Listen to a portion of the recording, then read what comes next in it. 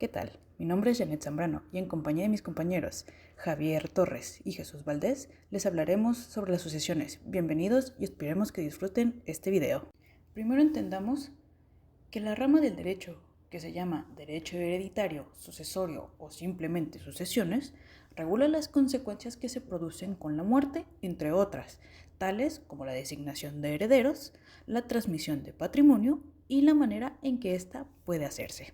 La sucesión universal mortis causa se define como la transmisión a uno o varios herederos de un patrimonio perteneciente al difunto. Al difunto, autor o causante de la herencia se le ha designado como el decujus, que proviene de decujus hereditate agitur, o sea, de cuya herencia se trata. La delación de la herencia o llamamiento a los herederos se podía efectuar de diferentes maneras. La primera era siguiendo la voluntad del causante, conforme a lo que hubiera dispuesto en su testamento. Y la segunda era cuando la ley suplía la voluntad del decujus. La sucesión por vía legítima tenía lugar cuando no había testamento, cuando habiéndolo no fuera válido, o el heredero testamentario no quisiera o no pudiera aceptar la herencia. La sucesión legítima quedó consagrada en el derecho romano antiguo en la legislación de las 12 tablas. En la sucesión legítima en el derecho antiguo, las 12 tablas disponían que si el causante moría intestado, se llamara a los siguientes herederos.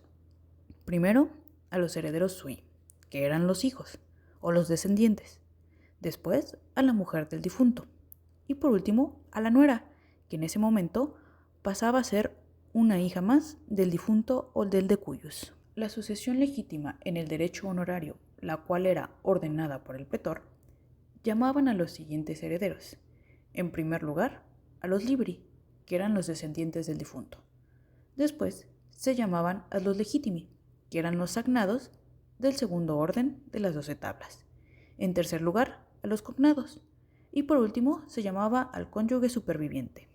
En la sucesión legítima en el derecho imperial, el Senado Consulto Tertuliano le dio derechos a la madre en la sucesión de los hijos, y el Orficiano otorgó esta misma facultad a los hijos en relación con la sucesión de la madre.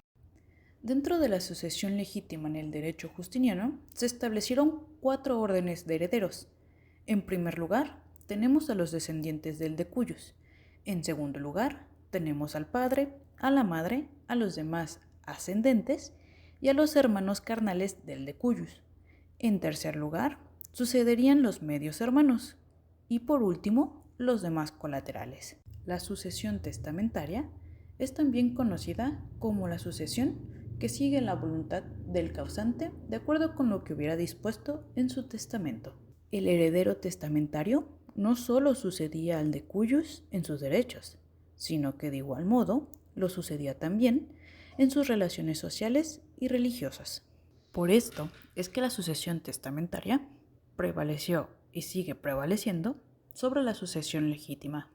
En la sucesión testamentaria en el derecho antiguo, este reconoció 3 formas testamentarias. Primero, tenemos el testamento galatis comitis. Este es el testamento que el pater familias hacía en tiempos de paz frente al comicio curiado. Después, tenemos el testamento improsictum, el cual era realizado en tiempos de guerra y frente al ejército.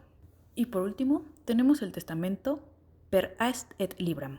En la sucesión testamentaria en el derecho honorario, el pretor redujo las formalidades exigidas por el derecho civil, y así apareció el testamento pretorio. Este testamento debía constar en un documento que contuviera la designación del heredero y los sellos de 7 testigos. En la sucesión testamentaria en el derecho imperial, apareció un testamento redactado por escrito, que debería llevar la firma del testador y la de 7 testigos, junto con sus sellos, que además debía realizarse el mismo día y en un solo acto. Este viene siendo la base del testamento que se utiliza actualmente, pues todavía necesitamos la firma del testador que se realice el mismo día y en un solo acto. Solamente cambiamos los 7 testigos por lo que vendría siendo el notario, el cual dará fe y legalidad de lo que en ese acto se ha realizado. Buenas tardes. A continuación yo les estaré hablando del testamento. Empecemos por la definición y función. El testamento en Roma era un acto solemne donde un pater familias decidía del destino de sus bienes tras su muerte. Su principal función era asegurar la continuidad de su familia y evitar disputas sobre el patrimonio. Seguimos con tipos de testamento. Existían diversos tipos de testamentos en Roma, cada uno con características específicas y contextos de uso. Los más relevantes son el testamento Calatis Comitis, testamento Improsicto, testamento Peraes et Libram y testamento Tipertitum. Continuamos con requisitos del testamento. Para su validez, un testamento debía satisfacer requisitos como la capacidad del testador, exigencia de testigos y la designación clara de herederos. Estos elementos eran esenciales para el respeto de la voluntad del testador. Distribución de bienes. El albacea tenía la responsabilidad de distribuir los bienes de acuerdo a las instrucciones del testador. Esto implicaba un manejo preciso de los activos para asegurarse de que cada heredero recibiera lo que le correspondía, en función de lo estipulado en el testamento. Exigencia de testigos. La validez del testamento dependía de la existencia de testigos, cuyo número y requisitos variaban según el tipo de testamento. Su rol era crucial para garantizar la legitimidad de la voluntad expresada. Administración de patrimonio. En situaciones donde los herederos eran menores o incapacitados, el albacea asumía la administración del patrimonio. Esto aseguraba una gestión responsable de los bienes hasta que los herederos pudieran tomar posesión legalmente de ellos. Sucesión contra el testamento. Concepto. La sucesión contra el testamento ocurre cuando la herencia se reparte de manera diferente a lo que el testador había dispuesto. Esto puede suceder debido a varios factores legales que afectan la validez de un testamento. La ausencia de herederos válidos puede resultar en la invalidez del testamento. Si el testador designa a herederos incapaces, ya sea por ser esclavos o extranjeros, la herencia no puede ser efectuada. Otra sería la invalidez del testamento. Cuando un testamento no cumple los requisitos formales, puede ser declarado nulo. Deficiencias en la redacción o falta de incapacidad del testador son las razones más comunes para su invalidación. Pretensión de herederos forzosos. Los herederos forzosos, como los hijos del testador, tienen derecho a una parte de la herencia, incluso si son desheredados. Este mecanismo protege sus derechos y permite impugnar la disposición del testamento sin justificación. Por último, tenemos la intervención del Estado en la sucesión intestada.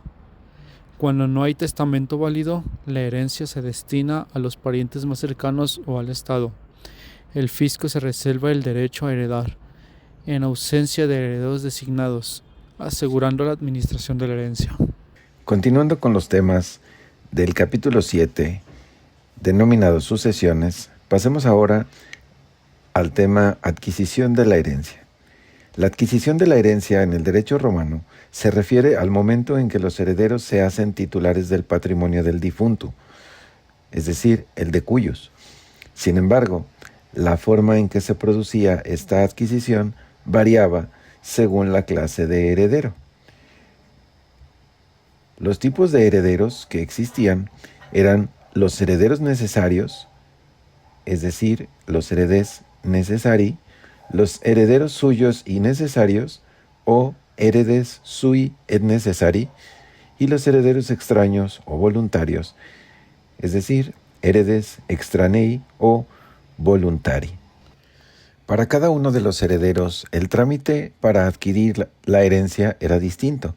Las personas que no podían renunciar a la herencia eran las siguientes: los herederos domésticos y los esclavos manumitidos e instituidos en el testamento adquirían los bienes de forma automática sin necesidad de expresar. Las personas que podían expresar la no aceptación de la herencia eran los herederos extraños. Ellos aceptaban por medio del acto llamado adición de la herencia, y ésta se podía hacer de dos formas. La primera, pro herede gestio.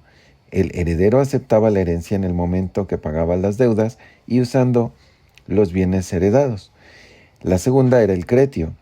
Era el plazo de aceptación. Para los extraños era de 1 año para adquirirla, y, como dato curioso, Justiniano concedió el plazo de 9 meses para la aceptación, siempre y cuando lo fijara el magistrado, y de 1 año si lo señalaba el emperador. Tratándose de una sucesión intestada, el heredero o los herederos tenían que abrirla cuando fuera necesario, pero si tardaban mucho, podría traer consecuencias como las que si un extraño tenía la posesión de un predio, éste la podía tener pacíficamente durante 1 año y se podía apropiar del bien. A la acción de proteger al heredero se le denominó hereditatis petitio, esto con la finalidad de que se le reconociera como heredero y se le entregara la herencia en el momento que un tercero tuviera los bienes pro herede. Vayamos ahora al concepto herencia yacente.